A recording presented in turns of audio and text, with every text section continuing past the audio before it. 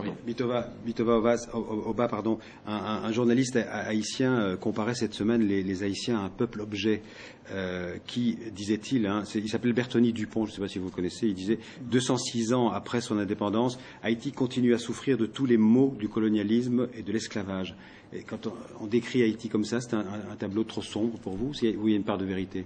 Il y a une part de vérité, certainement. Je pense que les séquelles de l'esclavage sont profondes.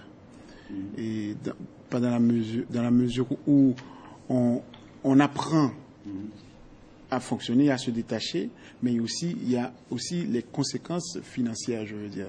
Un pays qui a beaucoup souffert et qui n'arrive pas à s'en sortir.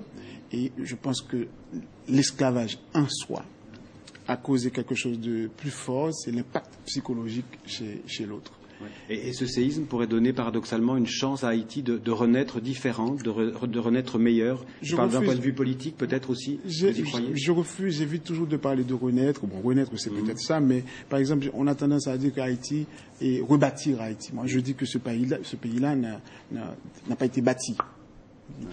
On va bâtir ce pays et il faut penser, comme je l'ai dit, à la décentralisation et penser à la population. Aller vers les autres, ouvrir, aider vraiment, savoir que on ne bâtit pas un pays en 2 jours, ni 10 ans. Il faut un quart de siècle, il faut un nombre de temps et il faut que les pays alliés soient avec nous dans cette démarche. Et parce que il y a un manque de crédibilité, il y a aussi un phénomène d'incapacité de dirigeants. On est clair là-dessus parce que puisqu'il existe un Sénat, un chef d'État, il existe plein de gens, il faut qu'ils soient capables, qu'ils soient à la hauteur de ce drame et capables de diriger un pays. Donc, et ça, pour créer une nation, je pense qu'il faut penser à la jeunesse et l'aider vraiment. Et l'éducation.